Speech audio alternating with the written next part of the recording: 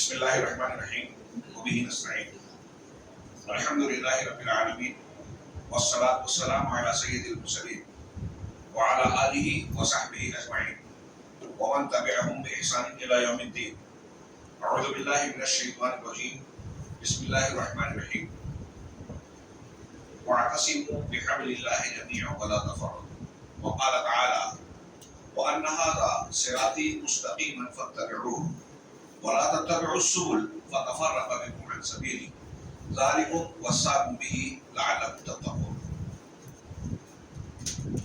وقال تعالى: ومن يشاقق الرسول من بعد ما تبين له الهدى ويتبع غير سبيل المؤمنين نوله ما تولى ونصله جهنم وساءت مصيرا. وروى الإمام الترمذي بسنده إلى عبد الله بن عمرو رضي الله تعالى عنه قال: قال رسول الله صلى الله عليه وسلم: لا يأتين على أمتي ما أتى على بني إسرائيل حروا النعل بالنعل حتى إن كان منهم من أتى أمه علانية لا كان في أمتي من يصنع ذلك. وإن بني إسرائيل تفرقت إلى 72 فرقة إلى 72 ملة وتفترق أمتي إلى 73 ملة كلها في النار إلا واحدة. قيل: وما هي يا رسول الله؟ قال: هي ما أنا عليه وأصحابي. رواه الترمذي وحسنه الألباني في سلسلته الصحيحة. گوریگاؤں جمعیت اہل حدیث کے ذمہ داران، میرے بزرگوں، علماء کرام، بھائیوں اور اس آواز کو سننے والی دینی ماں اور بہنوں، اللہ رب العالمین کا بے پناہ شکر اور کرم ہے کہ اس نے دین کے حوالے سے آپ حضرات کے درمیان آنے اور کچھ کہنے کا موقع عنایت فرمایا۔ یہ واقعی ہمارے لیے سعادت کی بات ہے کہ پہلی مرتبہ اس بستی میں آنے کا، آمد کا موقع ملا، اور یہ آمد بھی خالی خولی نہیں بلکہ دین کے حوالے سے ہے، اور یہی ہمیں اس بات کی طرف اشارہ بھی کرتی ہے کہ اللہ رب العالمین نے ہمیں دنیا میں جو بے شمار نعمتیں عطا فرمائی ہیں، ان میں سب سے بڑی نعمت یہی دین ہے۔ ساری نعمتیں اس کے آگے پھیکی ہے، ہلکی ہے، پیمانہ ہے۔ اگر کوئی شخص نوجوانوں اور ہماری ماں بہنوں کے لیے بطور خاص یہ بات ذہن میں رکھنے والی ہے کہ دنیا کی ساری نعمتیں مل جائیں اور اس ہدایت قرآن و حدیث کی جو ہمیں ملی ہے کوئی انسان محروم ہے، تو اس سے زیادہ کلاش، فقیر، بدبخت، شقی کوئی نہیں۔ اور اگر دنیا کی ساری نعمتوں سے محروم ہے، کئی دن فاقہ کرنے پہ مجبور ہے، چھت نہیں ہے، گھر کی چھت ٹپکتی ہے، سیدھے سے باعزت طریقے سے زندگی گزارنے کے اسباب اور آسرے نہیں ہیں، لیکن توحید ہے، سنت کی تعلیم ہے، ہدایت ملی ہے، تو آپ سے بڑھ کر خوش قسمت کوئی نہیں ہے۔ اس دین کی قدر و قیمت کو پہچانیے۔ اللہ رب العالمین ہمیں اس دین کی قدر و قیمت کو پہچاننے، اس کا حق ادا کرنے کی ہماری طاقت کے مطابق توفیق عطا فرمائے، اور دین کے حوالے سے جو ہم لوگوں کا یہ اجتماع ہے، رب العالمین اسے شرف قبولیت عطا فرمائے اور ہمارے اور آپ کے لیے دنیا اور آخرت میں اسے مفید بنائے۔ حقیقت یہ ہے کہ یہی دین ہمیں سکھاتا ہے کہ ہماری اس زندگی کا مقصد کیا ہے اور زندگی کے اندر کامیاب ہونے کا معیار کیا ہے۔ آج اگر میں سوال کروں عمومی سطح پر، غیر مسلم تو غیر مسلم ہے، مسلمانوں سے اگر پوچھا جائے کہ ایک انسان کی اس دنیا میں کامیابی کی بنیاد اور معیار کیا ہے، ہو سکتا ہے جواب کچھ لوگ صحیح دے دیں، لیکن جو عام لوگوں کا مزاج، رویہ، تعامل اور مختلف موقعوں پر ان کی زبان و بیان سے ظاہر ہونے والی باتیں ہیں، اس کا ہم مطالعہ کریں، غور کریں، تو ہمیں دکھائی دیتا ہے کہ آج انسان کی کامیابی کا یا مسلمانوں کے نزدیک بھی کامیابی کا معیار وہی ہے جو ایک غیر مسلم دنیا دار ماتا پرست کے لیے، جو آخرت پر ایمان نہیں رکھتا، اس کی معراج مقصد زندگی دنیا اور دنیا کے اسباب و نعم کا حصول بن جاتا ہے. ہم دیکھیں تو آج بہت سارے لوگ یہی دوڑ دھوپ کرتے ہوئے نظر آتے ہیں کہ ان کے پاس بھی گاڑی ہو، بنگلہ ہو، پراپرٹی ہو، جائیداد ہو، بینک بیلنس ہو، زندگی کی سہولیات کے سارے اسباب ہو. ہمارے نوجوانوں کو نوجوانی کی عمر میں اچھا لباس، بہتر سے بہتر موبائل، نئی نئی مشینیں، کمپیوٹر، لیپ ٹاپ. ہماری بچیاں اور خواتین بہترین لباس، زیب و زینت کے سامان، اچھا گھر، گھر کے تمام اسباب جو انسان کی زندگی میں سہولت پیدا کرتے ہیں، کولر ہو، فریج ہو، اے سی ہو، وغیرہ وغیرہ. اور اسی بنیاد پر ہم دیکھتے ہیں کہ ایک بڑا آدمی بھی یہ کہتا ہے کہ میں بہت سکون سے ہوں، میرے بچے اتنا پڑھ لیے ہیں، ایک سرکاری نوکری پہ لگ گیا، فلاں ڈاکٹر بن گیا، وہ تو ایسی ماہانہ اتنی تنخواہ اٹھا رہا ہے، اتنا کما رہا ہے. اس کے بیان سے ایسا محسوس ہوتا ہے کہ زندگی کی معراج مل گئی، میں بہت کامیاب ہوں. کوئی عہدے پر ہے، صدارت ہے، وزارت ہے، کسی کو اقتدار مل گیا، اونچا مقام مل گیا، وزیر اعظم کے آفس میں کام کرنے لگا، گورنمنٹ پارلیمنٹ اسمبلی کے کہیں کوئی نوکری مل گئی، وہ اسے فخر سے بیان کر رہا ہے کہ میں بہت کامیاب ہو گیا. میرے بھائیوں، کیا ایک مومنانہ نگاہ اور مزاج سے سوچ کر بتائیں کہ انسان کی کامیابی کا معیار یہی ہے؟ کیا یہ معراج زندگی ہے؟ ہم قرآن سے پوچھیں. اصل موضوع پر آنا ہے جلدی، اس لیے بات کو مختصر کر رہا ہوں، وقت کم ہے، محدود ہے. ہم قرآن سے پوچھیں کہ زندگی کی کامیابی کی بنیاد کیا ہے یا معیار کیا ہے، تو ایک جملہ قرآن مجید کا، کلام پاک کا ہمیں کامیابی کا معیار بتاتا ہے. فَمَنْ زُحْزِحَ عَنِ النَّارِ وَأُدْخِلَ الْجَنَّةَ فَقَدْ فَازَ. رب العالمین نے فرمایا کہ جو جہنم سے بچا لیا گیا، ہٹا لیا گیا اور جنت میں داخل کر دیا گیا، وہ کامیاب ہو گیا. جو جہنم سے بچا لیا گیا اور جنت میں داخل کر دیا گیا، کامیابی کا معیار، زندگی کی معراج اسے حاصل ہوئی تو اس بات کا حقدار اپنے آپ کو بنا لے کہ اللہ رب العالمین کے عذاب کے گھر جہنم سے بچ جائے اور انعام کے گھر جنت کو پائے. یہ ہے کامیابی کا معیار، یہ قرآن کہہ رہا ہے. لیکن ہم اسے سنتے ہیں، بیان کرتے ہیں. جتنے لوگ یہاں بیٹھے ہیں، یہاں تک کہ ہماری مائیں بہنیں ہیں جو یہ سن رہی ہیں یا نہیں سن رہی، وہ بھی کہیں گی کہ ہمیں تو معلوم ہے یہ، لیکن میں کہوں گا کہ ہمیں معلوم نہیں ہے. انفارمیشن کی حد تک، معلومات کی حد تک کانوں سے گزرا اور ایک مسلمان ہونے کی حیثیت سے انکار نہیں کیا، اتنا ہم مان رہے ہیں. لیکن اسے ماننے، یعنی جس کو ہم ایمان کہتے ہیں شریعت کی زبان میں، ایمان لانے اور اس کو دل کے یقین سے قبول کرنے کا جو نتیجہ ہونا چاہیے، کیا ہماری زندگی پہ اس کے اثرات ہیں؟ ابھی شیخ ابو حسان صاحب پہلے خطاب میں حجاب اور پردے کی فضیلت، اہمیت، تاکیدات اور اس کے کچھ نقصانات، اختیار نہ کرنے کے نتائج اور حالات کی طرف کچھ اشارے کر رہے تھے. ایسے اشارے جو ہماری غیرت کو چیلنج کر رہے ہیں، ایسے اشارے جو ہمارے گھروں میں اسلامی تربیت کے کا منہ چڑھا رہے ہیں. ہماری بچی کا ایک واقعہ بیان کیا. کل شیخ جنید خبر پڑھ کر سنا رہے تھے کہ ایک مسلمان لڑکی گھر سے چلی گئی، کچھ دنوں بعد پولیس اسٹیشن سے ماں باپ کو فون آتا ہے کہ آپ کی بچی آئی ہے، اور وہ ماں باپ سے برملا کہہ رہی ہے کہ میں نے تم کو اور تمہارے دین کو چھوڑ دیا، فلاں سے شادی کر دی. ایک مسلمان ماں باپ سے ان کی بچی پولیس اسٹیشن میں کہہ رہی ہے. اور یہ کوئی ایک قصہ نہیں ہے، ایک واقعہ ہے شذوذ یا استثناء والا. ہاں، چند مہینوں پہلے بمبئی کی خبر تھی کہ صرف ایک مہینے میں 35 مسلم لڑکیوں کا ایسا معاملہ ہوا. شیخ بیان کر رہے تھے، آپ سن رہے تھے. میں نہیں سمجھتا کہ یہاں موجود لوگوں میں سے بہت سارے لوگ شیخ کی بیان کردہ آیتیں اور حدیثیں جو وہ جوڑ رہے تھے ہم نہیں جانتے ہیں. ہماری مائیں بہنیں نہیں جانتی ہیں.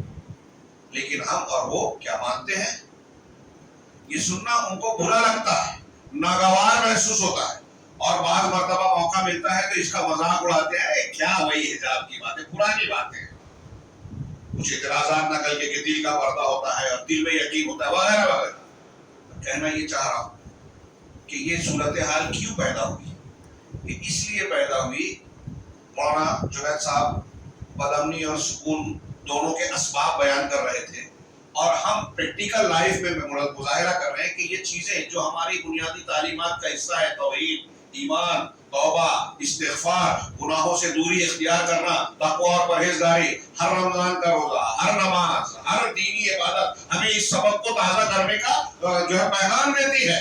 لیکن ہمارے سماج اور معاشرے میں گناہ ہے، توبہ استغفار نہیں ہے، شرک ہے، توحید کی کمزوری ہے، بدعت و خرافات ہے، سنت کا انتہائی کمزور پہلو ہے. خواتین کا معاملہ بے حجابی فحاشی کی طرف بڑھ رہا ہے. ہر قسم کے فتنے نے سر اٹھایا ہوا ہے، شہوات کے فتنے اور شبہات کے فتنے ہر ایک کو اپنی لپیٹ میں لیے ہوئے ہیں، اور قوم کو، لوگوں کو جو ہے تباہی کے دہانے پر لا کھڑا کیا. آخرت کی جہنم سے پہلے دنیا کے گھر میں، ہمارے گھروں اور بستیوں میں جہنم کے مناظر دکھائی دے رہے ہیں. بدلنی بے شکری نظر آ رہی ہے. اللہ کے مختلف عذاب ہمارا تعاقب کر رہے ہیں.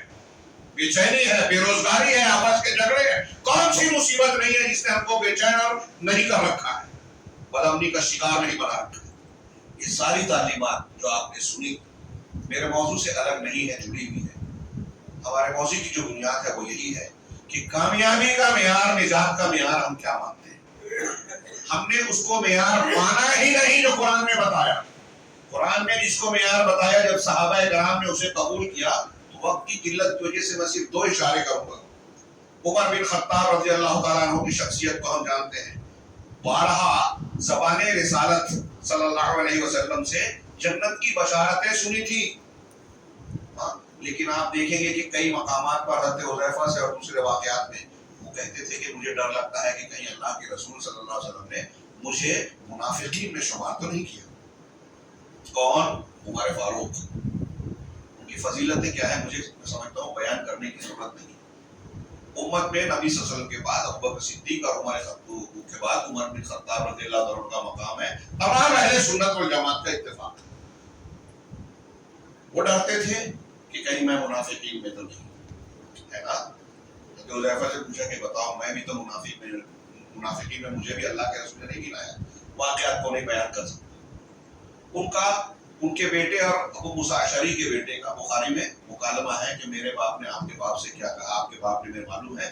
تو اس کا خلاصہ ہے، میں سمجھتا ہوں کہ آپ سن چکے ہوں گے کہ کیا ہم نے جو عمل کیے، نبی صلی اللہ علیہ وسلم کا ساتھ دیا، کیا اس پہ آپ مطمئن ہیں، کیا امید رکھتے ہیں. تو ابو موسیٰ اشعری نے میرے باپ سے کہا کہ ہاں میں مطمئن ہوں، انشاءاللہ اللہ ہمیں نجات دے گا، اور ایسی ہم امید رکھتے ہیں کہ ہم نے نمازیں پڑھی، جہاد کیا، یہ کیا.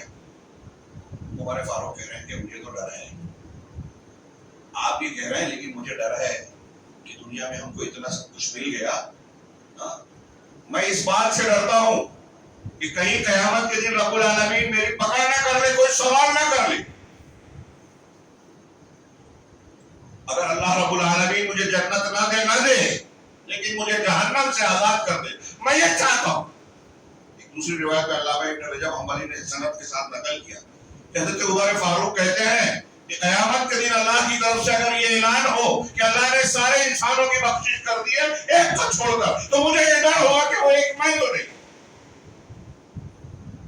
یہ قیامت کی جہنم سے بچنا، جہنم پر ایمان رکھنے کے ساتھ ہوگا. ہم لوگ اسے مذاق سمجھتے ہیں، سن لیا بھول گئے. ان لوگوں نے اس کو یقین کے درجے میں لیا تھا کہ اللہ نے جہنم بنائی ہے، انتہائی خطرناک ہے، وہ معمولی نہیں ہے. اس کی آگ دنیا کی آگ کی طرح نہیں ہے، اس سے 69 گنا زیادہ شدید ہے، 69 گنا زیادہ. وہ تارکول ڈامر سے زیادہ کالی ہے. وہاں آدمی اگر جہنم میں جائے گا تو ایسا نہیں ہے کہ جلتے جلتے جلنے کی عادت پڑ جائے گی،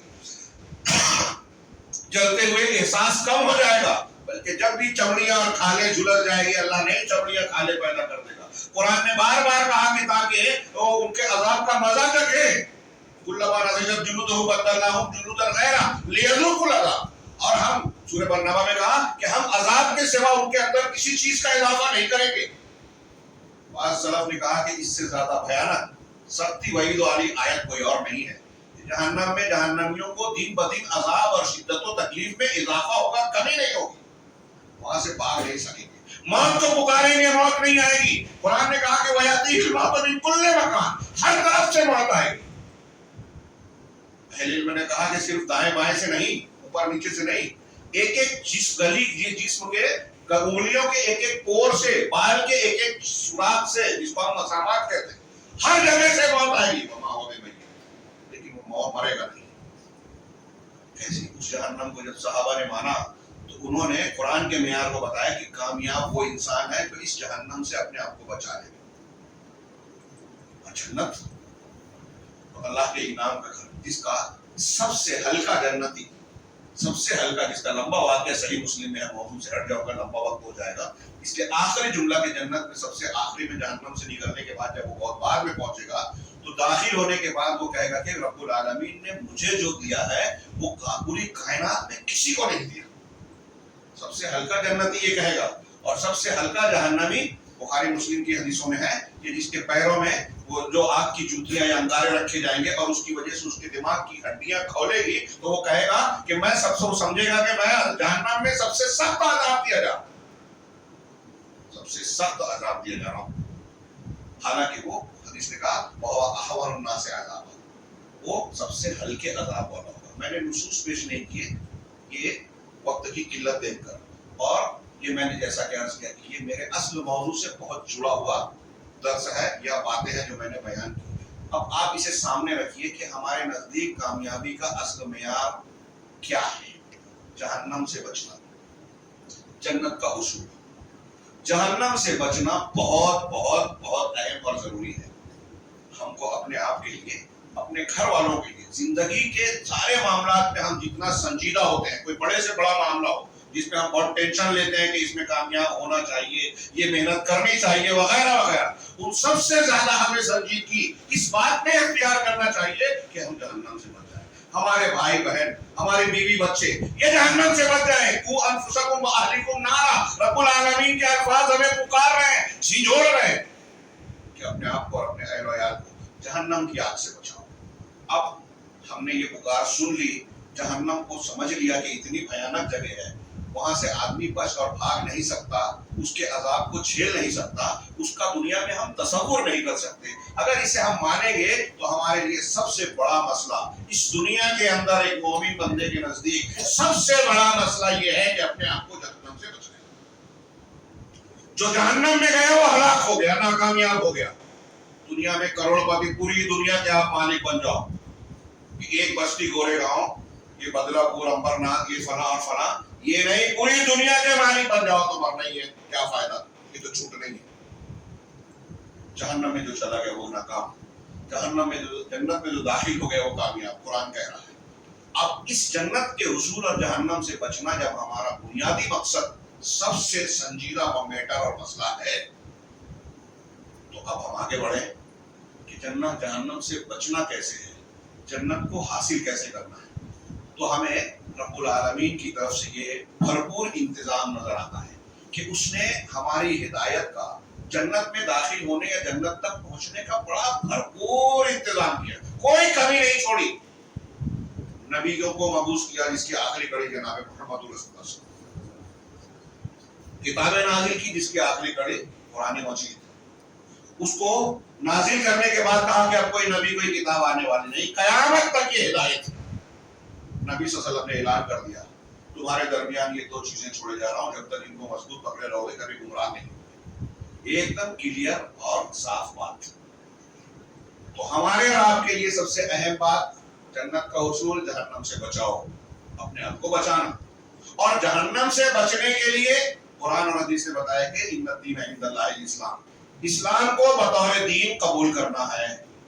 लेकिन अब जब हम इस रास्ते पर कदम बढ़ाते हैं तो हमें ये दिखाई देता है कि दुनिया के बहुत सारे मज़ाहिब में जहाँ इस्लाम इकलौता एक मजहब है जो अल्लाह की तौहीद, ईमान की तरफ दावत देता है, हर किस्म के शिर्क और कुफ्र से बचाता है, वहीं हम देखते हैं कि मुसलमान कहलाने वालों के दरमियान बहुत सारे फिरके, बहुत सारे मनाहिज, बहुत सारे तरीके राइज हैं।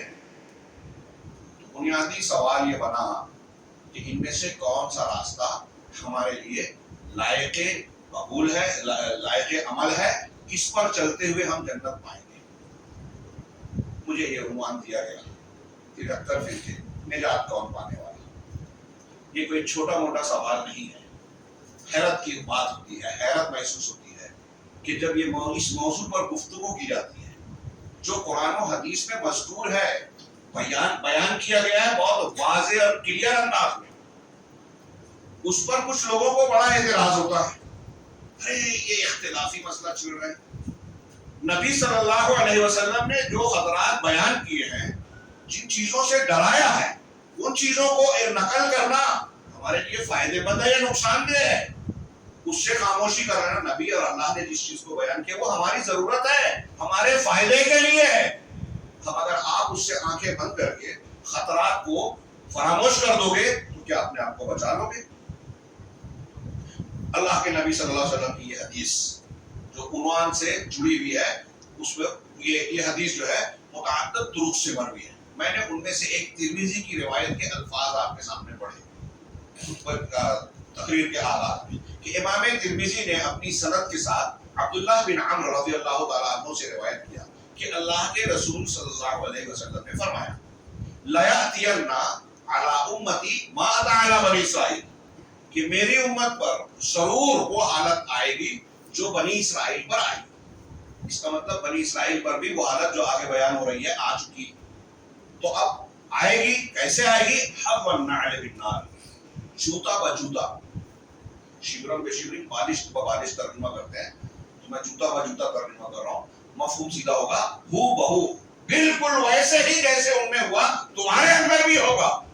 حتی ان کان منہم من اتی امہ علانیۃ لکان فی امتی من یصنع ذلک، یہاں تک کہ اگر اس امت میں بنی اسرائیل میں کوئی ایسا بدبخت اور شخص گزرا ہو جو علانیہ کھلے عام اپنی ماں کے پاس آیا ہو، ماں کے ساتھ غلط کاری کی ہو، لکان فی امتی من یصنع ذلک، تو میری امت میں بھی ایسا شخص ہوگا جو یہ کام کرے گا۔ نبی صلی اللہ علیہ وسلم بتا رہے ہیں اللہ تبارک و تعالیٰ کی طرف سے وحی ہے آپ کی ہر بات، یہ ہم اور آپ جانتے ہیں، اور آپ کی بات جو ثابت ہے صحت سند کے ساتھ وہ غلط نہیں ہو سکتی۔ آگے اللہ کے رسول کہہ رہے ہیں کہ ایک مثال دیا کہ ایک ایسا کام جو ایک شریف اور عام معاشرے میں ناممکن الوقوع سمجھا جاتا ہے کہ ایسا نہیں ہو سکتا، بعض روایتوں میں ہے کہ یہاں تک کہ اگر ان میں سے کوئی شخص گوہ کے سوراخ میں داخل ہوا ہوگا تو تم میں بھی ایسا شخص ہوگا، یعنی جو کام آپ اور ہم سمجھتے ہیں کہ یہ نہیں ہو سکتا، اگر ماضی میں بنی اسرائیل میں کسی نے کیا ہے تو اس امت میں بھی ایسا کرنے والا پیدا ہوگا اور یہ کام کرے گا۔ پھر آگے اللہ کے رسول صلی اللہ علیہ وسلم نے فرمایا کہ وَإِنَّ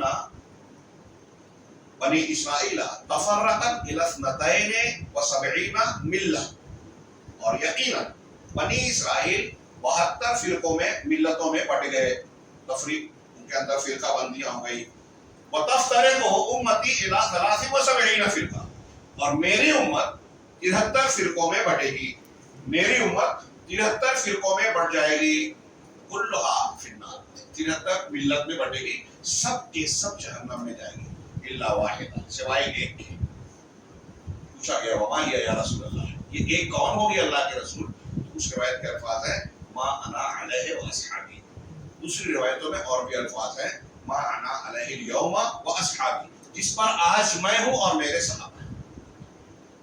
بعض روایتوں میں ہے کہ وہی الجماعہ، یہ وہ گروہ ہے جو الجماعت ہے، اس کا مطلب وہ فرقہ نہیں ہے، وہ اسی طریقے پر قائم رہیں گے جو رسول اللہ صلی اللہ علیہ وسلم کے زمانے میں تعلیم تربیت پائی، صحابہ نے آپ سے سیکھا، صحابہ کے شاگرد، ان کے شاگرد، ان کے شاگرد اسی طریقے پر ہیں، نیا کوئی طریقہ نہیں بنایا، وہ جماعت الگ نہیں ہوئے۔ یہ روایت جو میں نے پڑھی ترمذی کی، اس کو امام ترمذی نے نقل کیا اور علامہ البانی رحمہ اللہ نے اس کو حسن کہا۔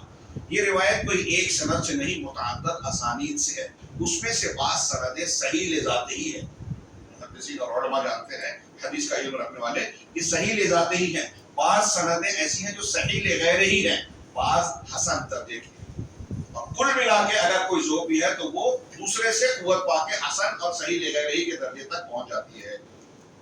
اس حدیث کو صحیح کہنے والوں علماء کی ایک لمبی فہرست ہے، جس میں خود امام ترمذی رحمہ اللہ ہے، امام حاکم ہے، امام عراقی ہے، ابن حجر الاسقلانی ہے، امام ذہبی ہے، علامہ ابن تیمیہ ہے، علامہ ابن قیم ہے، بوصیری ہے، ابن الوزیر ہے، علامہ ابن حزم نے اس پر ایک جگہ اعتراض کیا، دوسری جگہ اس کو صحیح کہا، علامہ البانی ہے، مقبل بن بدعی ہے، ایک لمبی فہرست، علامہ شیخ ابن باز ہیں، شیخ ابن عثیمین ہے، آج کے قریب کے زمانے کے، ماضی کے ایک بہت سارے علماء، بڑی تعداد ہے جو اس کو صحیح مانتی ہے، اور اس سے بڑی تعداد ہے جس نے ان روایتوں کو نقل کیا ہے کہ اس امت میں 73 فرقے ہوں گے، سب کے سب جہنم میں جائیں گے سوائے ایک کے۔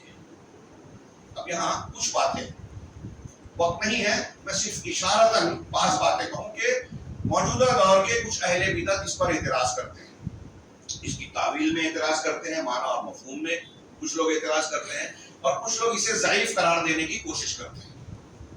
اور ابن الوزیر کے ایک قول کو جو انہوں نے نقل کیا کہ یہ ملحدین کی دسیسہ کاری لگتی ہے، اس کو بنیاد بنا کر آج کے زمانے کے کچھ تحریکی اور کچھ بدعتی اس کو اچھالتے ہیں اور کہتے ہیں کہ یہ ملحدین کی بنائی ہوئی حدیثیں ہیں اور اس کا رد کرتے ہیں، جبکہ خود ابن الوزیر نے جس نے یہ بات کہی ہے، انہوں نے دوسرے مقام پر ان تین حدیثوں کو صحیح کہا ہے، نمبر ایک، دوسرے محدثین نے صحیح کہا، تیسرے یہ قرآن کی آیتوں اور بہت سارے مضامین کے موافق ہے، اور پھر مزید کہ بہت ساری حدیثوں سے اس مضمون کی تعلیم، دوسری حدیثوں سے جو بخاری مسلم اور دوسری حدیث کی کتابوں میں دواوین سنت میں ہے ان سے تائید ہوتی ہے۔ میں نے چند آیتیں آپ کے سامنے پڑھی تھی حمد و صلات کے بعد کہ ان الذین فرقوا دینہم وکانوا شیعا لست منہم فی شیء، کہ جن لوگوں نے اپنے دین کو ٹکڑے ٹکڑے کر دیا اور وہ گروہوں میں بٹ گئے، آپ کا ان سے کوئی تعلق نہیں۔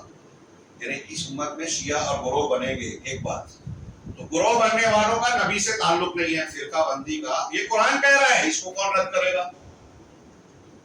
میرے پاس جو کتاب ہے کیا ہے دفع المراد عن حدیث الافتراق، کویت کے ایک عالم ہے، بڑی شاندار کتاب، اس میں انہوں نے کچھ اقوال ایک باب باندھ کے یہ بھی نقل کیے سلف و خلف کے کہ اہل بدعت کا یہ وتیرہ اور شیوہ رہا ہے کہ جو حدیثیں اللہ کے رسول کے جو فرامین ان کے مسلک کے خلاف ہوتا ہے اس کو رد کر دیتے ہیں۔ وہ سوچتے ہیں کہ ان حدیثوں کو دبایا جائے، بجائے خود بدلنے کے شریعت کو بدلنا چاہتے ہیں، بجائے خود اصلاح کرنے کے وہ اللہ کے کلام اور رسول کے کلام میں تحریف کرتے ہیں یا اسے چھپاتے ہیں، اپنے آپ کو نہیں بدلتے۔ یہ اہل بدعت کا طریقہ ہے۔ تو کچھ لوگوں نے اپنی بدعات اور خرافات کو چھپانے کے لیے یہ حرکت کی۔ بہت کم وقت ہے اور مضمون بہت اہم اور بہت زیادہ ہے، لہذا میں چند باتوں کو یہاں اشارہ کیا کہ حدیث کو کچھ لوگ ضعیف کہہ رہے ہیں، اس پر لمبی بحث نہیں کی، کچھ لوگ اس کو چھپانے کی کوشش کرتے ہیں، لیکن اہل علم نے کچھ لوگ اس کی غلط تعویل کرتے ہیں۔ ہاں امام ابن رشد مالکی، وہ اس جیسا آدمی جو اس فن کا نہیں تھا، وہ کہتا ہے کہ یہ جو 73 فرقوں والی روایت ہے، حدیث ہے، اس کے بارے میں ہر مسلمانوں میں جتنے بدعتی گروہ بھی پیدا ہوئے، ہر گروہ اس حدیث کی ایسی تعویل کرنے کی کوشش کرتا ہے جو دوسرے کی تعویل سے الگ ہے، جس کا نتیجہ کیا نکلا کہ انہوں نے قرآن اللہ کے دین کو فرقوں میں پورا توڑ پھوڑ کر رکھ دیا، سب الگ الگ بنا دیے راستے اور کئی دین بنا دیے۔ سب کو کہتے ہیں کہ یہ ہر گروہ یہ کہتا ہے کہ میں ہی اس حدیث کے مطابق نجات پانے والا ہوں، وہی ایک فرقہ جو نجات پانے والا ہے وہ میں، باقی سب جو ہے وہ جہنم میں جانے والے ہیں۔ بات سمجھ رہے ہیں؟ یہ ابن رشد مالکی نے کہا، لیکن کہا کہ ایسا ہرگز نہیں ہے۔ اللہ کے نبی صلی اللہ علیہ وسلم کے فرمان کے مطابق وہ ایک ہی گروہ ہے جس کو خالص اور نجات پانے والا کہا گیا ہے، اور وہ گروہ ہے جو قرآن و سنت کو اس کے ظاہری اور حقیقی معنی پر محمول کر کے خالص انداز میں اسے قبول کرتا ہے، ادھر ادھر کی تعویل نہیں کرتا، بدعت اختیار نہیں کرتا۔ ابن رشد کا قول میں اپنے الفاظ میں نے بیان کیا، اس کتاب میں ایسے 10 اقوال دیے ہیں عقیدے کے علماء کے اور سلف کے، جو یہ کہتے ہیں کہ اس حدیث کا مصداق کون ہے۔ میں چند اقتباس، ایک شیخ ابن باز رحمہ اللہ کا قول یہاں پیش کروں، اور یہاں اس سے پہلے یہ بیان کروں، وقت کم ہے، شاید وہ بات رہ جائے جو میں نے کہا کہ کچھ لوگ اس حدیث کے تعلق سے بہت سا سوال اٹھاتے ہیں، اور خاص سے اہل الحدیث جب یہ بات بیان کرتے ہیں تو اس کے بارے میں وہ بہت سارے اعتراضات کرتے ہیں۔ لیکن بھائیوں، جو میں نے تمہید بیان کی کہ ہمیں جہنم سے بچنا ہے، جنت میں جانا ہے، اگر یہ مقصد ہمارے سامنے ہے ایمان کے ساتھ، یقین کے ساتھ، تو ایک مسلمان بندے کے لیے زندگی کا سب سے اہم سوال، آپ نماز پڑھنے جا رہے ہیں، آپ کسی جماعت سے جڑ رہے ہیں، آپ کوئی عبادت کا طریقہ اختیار کر رہے ہیں، روزہ رکھ رہے ہیں، حج کرنے جا رہے ہیں، ان تمام چیزوں سے پہلے آپ یہ دیکھیں گے کہ صحیح طریقہ کیا ہے۔ سفر کر رہے ہیں، گاڑیاں بہت ساری ہیں، بس اسٹیشن پہ جائیں آپ، لیکن آپ کو اگر یہاں سے بمبئی جانا ہے تو آپ جو ہے پونا جانے والی بس میں نہیں بیٹھیں گے۔ میری بات سمجھ رہے ہیں؟ سمپل مثال دے رہا ہوں اور یہ میں بارہا بیان کرتا ہوں کہ آپ کو اگر بمبئی جانا ہے تو بس اسٹیشن پہ جا کے آپ یہ بولیں گے کہ بس تو سب بس ہی ہے، چلتی ہے، کسی میں بھی بیٹھ جاؤ، چلے گا؟ میں آپ سے سوال کر رہا ہوں، چلے گا؟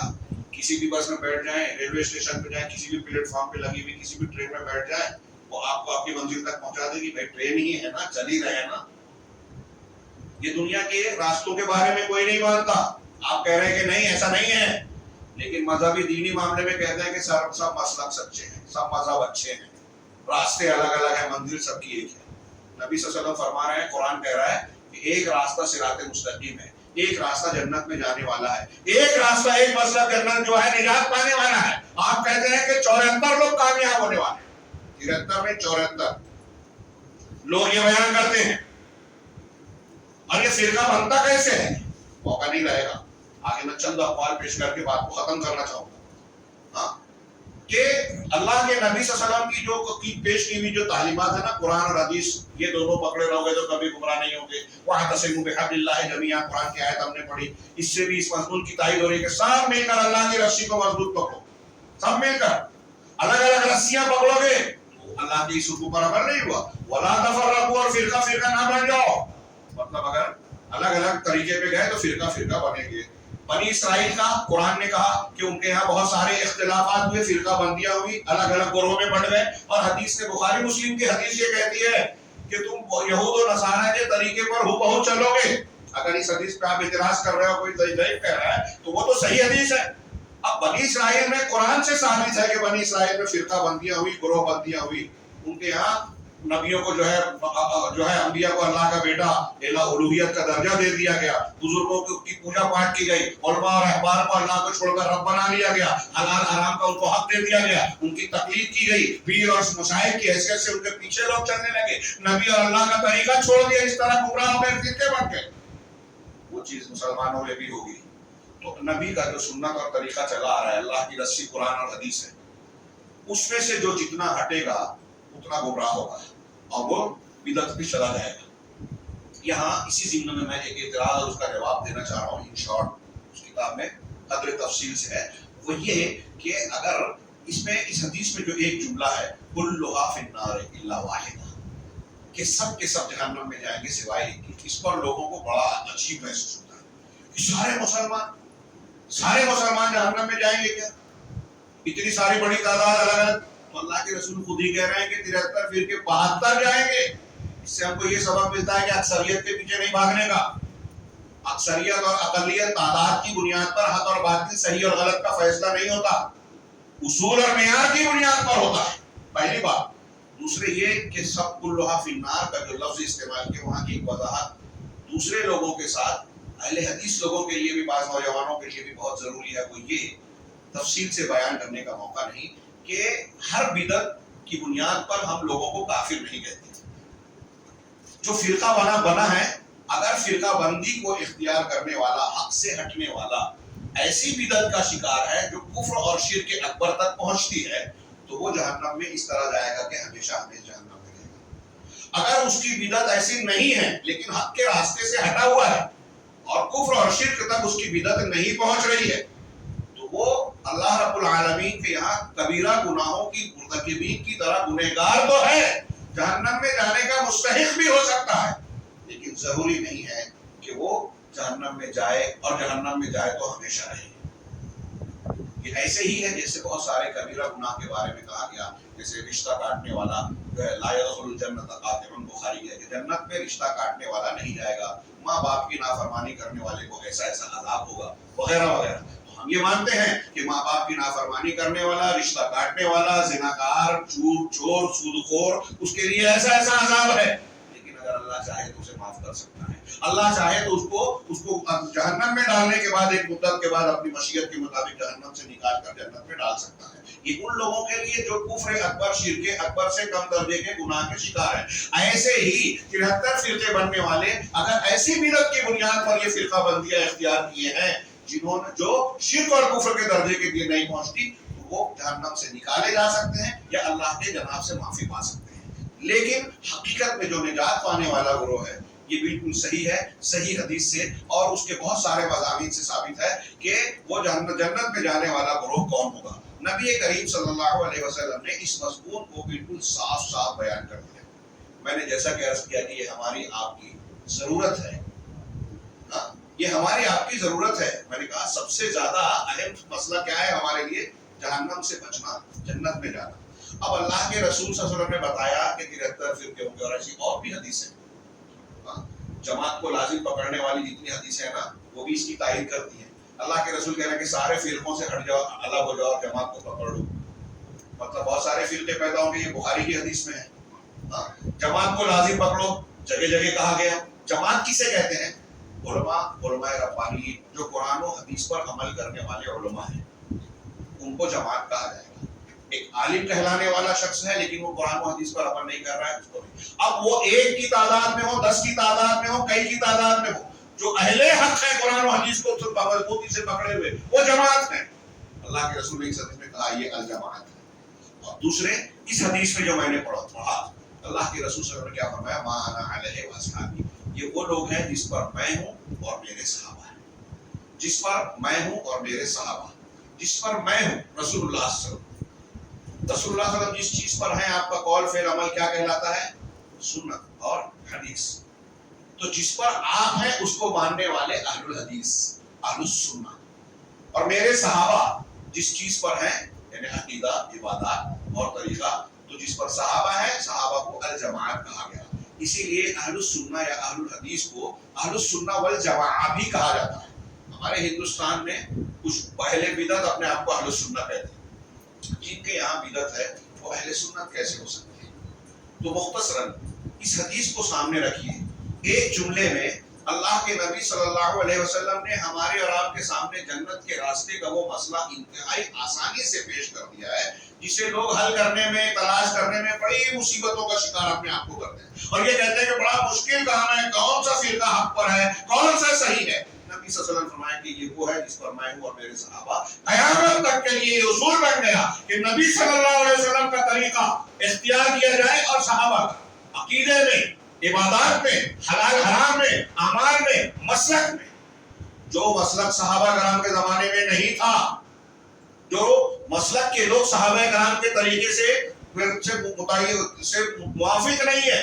آپ غور کیجئے, ایک دم سمپل بات. آج کل جو نوجوان مرد اور عورت یا دوسرے لوگ کہتے ہیں نا کہ ہم کیسے پرکھیں کہ کون حق پر ہے کون باطل پر. سمپل طریقہ, آسان طریقہ. آپ دیکھیے کہ قرآن اور حدیث یہ ہے, یا کوئی مسلک کے لوگ ہیں وہاں دیکھیے کہ کچھ چیزیں ایسی نظر آ رہی ہیں جو بدعت ہیں, جو اللہ اور اس کے رسول صلی اللہ علیہ وسلم کے بتائے ہوئے طریقے سے ہٹ کر ہیں.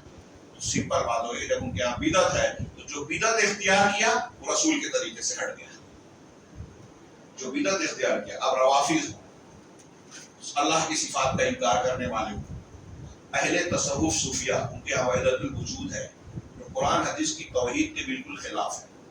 اہل تصوف کے یہاں ہمارے ہندوستان پاکستان میں بڑی جڑیں مضبوط ہے, اس کی بڑے بڑے نام ہیں, الٹے سیدھے واقعات ہیں. بڑا ہوا میں اڑتے تھے, پانی پہ چلتے تھے, آگ میں بیٹھتے تھے, کرامت کھیلتے تھے, اس وضو سے وہ نماز پڑھتے تھے, اس سے وہ پڑھتے تھے. یہ ساری چیزیں بیان کر کے اہل بدعت یہ کوشش کرتے ہیں کہ اپنی عقیدت کی دکان چمکائیں اور اللہ کے رسول صلی اللہ علیہ وسلم کے مقابلے میں ان بزرگان کا نام لے کر ان کے نام پر بدعت کو فروغ دے ہوئے نبی صلی اللہ علیہ وسلم کے ہٹے ہوئے طریقے کو مقبول بنائے.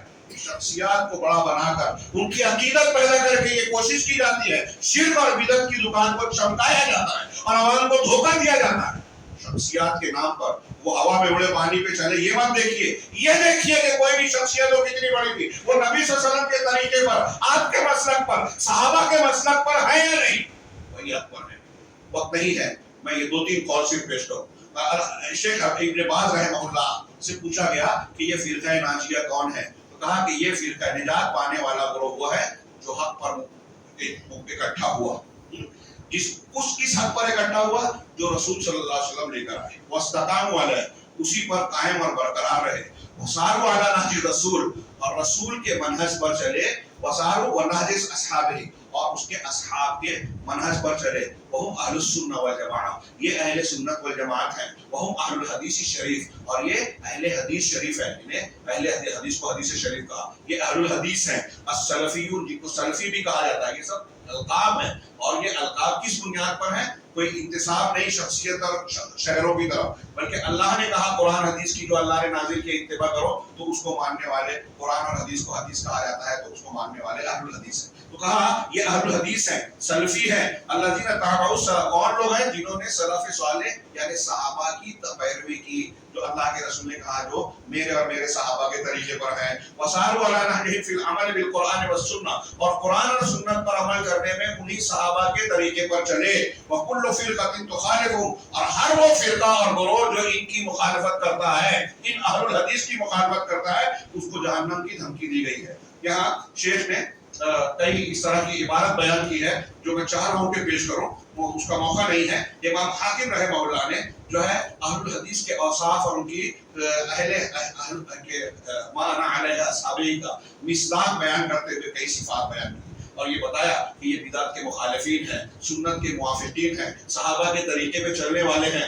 उनकी हर मामले में मुवाफकत करने वाले हैं। और फिर अल्लाह के रसूल सल्लल्लाहु अलैहि वसल्लम की हदीस नकल की कि अल्लाह के रसूल ने खुद फरमाया कि मेरी उम्मत का एक गिरोह हक पर कायम रहेगा क़यामत तक के लिए, मुखालिफिन उनको कुछ नुकसान नहीं पहुंचा सकेंगे, आजमाइश शायद ही नुकसान नहीं पहुंचा सकेगी। फिर उसके फौरन बाद इमाम हाकिम ने इसी की तशरीह करते हुए रसूलुल्लाह सल्लल्लाहु अलैहि वसल्लम इमाम अहमद बिन हंबल का कौल नकल किया कि उनसे पूछा गया कि ये जो हक पर कायम रहने वाला गिरोह माना अलैहि अस्हाबी का मिसदाक जन्नत में जाने वाला कौन सा गिरोह होगा? तो इमाम अहमद बिन हंबल ने जवाब दिया कि इन लम तकुन हाज़िही ताइफतुल मंसूरा अस्हाबुल हदीस फला अदरी मन, अगर ये मदद पाने वाला कामयाब होने वाला गिरोह अहलुल हदीस नहीं है तो मैं नहीं जानता कि वो कौन है।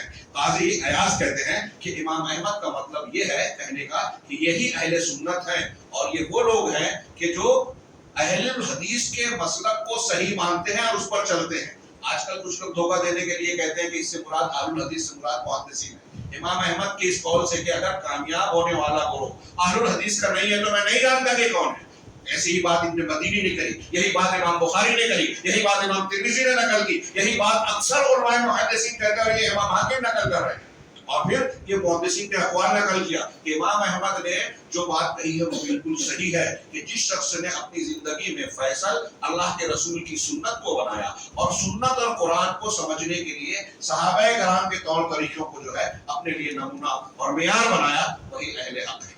काश के मौका होता कुछ अक़वाल अल्लामा इब्न तैमिया के 2-3 इक़्तिबासात और कई इक़्तिबासात बहुत अहमियत के हामिल थे जो मैं पेश नहीं कर सका। मगरिब की अज़ान का वक्त हो रहा है। मैं ये अर्ज करूंगा कि आज आप पूरे ज़मीन पर देखेंगे कि बहुत सारे गिरोह हैं, जमातें हैं, तंजीमें हैं, नौजवान और दूसरे लोग कुछ चीजें चमक दमक की तादाद को देखकर, टीवी चैनल पे देखकर या कुछ दावों को सुनकर उनसे मुतासिर हो जाते हैं, उनके पीछे भागने लगते हैं। मेरे भाइयों, यहाँ ये चीजें मेयार नहीं है। बहुत अहम और बुनियादी सवाल है अपने आप को, अपने बाल बच्चों को सही रास्ते और हिदायत पर कायम रखने के लिए उनकी सही दीनी तरबियत की जाए और ये देखा जाए कि रुए जमीन पर ये हक किसके पास है।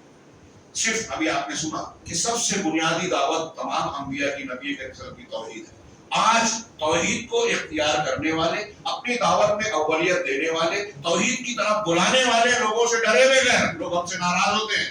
अगर पूरी जमीन पर कोई गिरोह है अल्लाह के घर में पूरी जिम्मेदारी के साथ अला वजील बसीरा ये मैं दावा कर रहा हूँ कि अहलुल हदीस के अलावा पूरी जमीन पर कोई गिरोह आज आपको नजर नहीं आएगा जो नबी के तरीके पर तौहीद की दावत देने वाला हो, जिनके यहाँ बिदात कम से कम मिलती हो। इसमें अक़वाल में बयान किया कि आप देखेंगे कि अहलुल हदीस कुरान और सुन्नत से दूसरों के मुकाबिल सबसे ज्यादा करीब है और अहले बिदअत जैसे जैसे दूर होते जाते हैं वैसे वैसे फिरका बंदी और गुरोह बंदी का शिकार होते जाते हैं। तो कुरान में अल्लाह के रसूल ने हदीस में जो कहा कि 73 फिरके होंगे, 72 गुमराह होंगे, जहन्नम में जाने वाले। तो जो सुन्नत से, कुरान से जितना दूर होगा वो उतना ज्यादा गुमराही और उतना ज्यादा जन्नत के रास्ते से दूर होगा, और जो सुन्नत से जितना ज्यादा करीब होगा, नबी के तरीके से जितना करीब होगा, वो उतना ज्यादा निजात के रास्ते पर कायम होगा। और आज इस जमीन पर जैसा कि कदम से लेकर आज तक ہم کہہ رہے ہیں کہ بدعت خرافات نئی نئی چیزیں یہ اہل تصوف ان کے بظاہر تزکیہ یہ تحریکی اور سیاسی اسلام پیش کرنے والے جو بڑے بڑے دعوے کرتے ہیں انصاف اور اسلامی حکومت اور اقامت دین والا دعویٰ کرتے ہیں ان کے طور طریقے اور عقیدے کا موازنہ آپ کیجیے قرآن و حدیث سے تو آپ پائیں گے کہ ان کے یہاں انحراف ہے بدعت ہے اللہ کے اسماء و صفات میں جو ہے بدعت و خرافات ہے اعمال میں بدعت و خرافات ہے عقائد میں خرابیاں پائی جاتی ہیں خالص توحید جن کے پاس ہے اتباع سنت کا بے میل اور بے شائبہ جو جذبہ جس کے یہاں پایا جاتا ہے وہ اہل الحدیث ہے یہی لوگ اس حدیث کے مصداق ہیں کہ امت کے 73 فرقے ہوں گے نجات یافتہ وہ گروہ ہوگا جو قرآن و سنت پر اللہ کے نبی صلی اللہ علیہ وسلم اور صحابہ کرام کے طریقے پر منہج پر آئے اللہ تعالیٰ ہمیں حق کو حق کی طرح سمجھنے اور اسے قبول کرنے کی توفیق عطا فرمائے باطل کو غلط چیزوں کو باطل کی شکل میں دکھائے اور ان سے بچنے کی توفیق عطا فرمائے وآخر دعوانا الحمد للہ رب العالمین السلام علیکم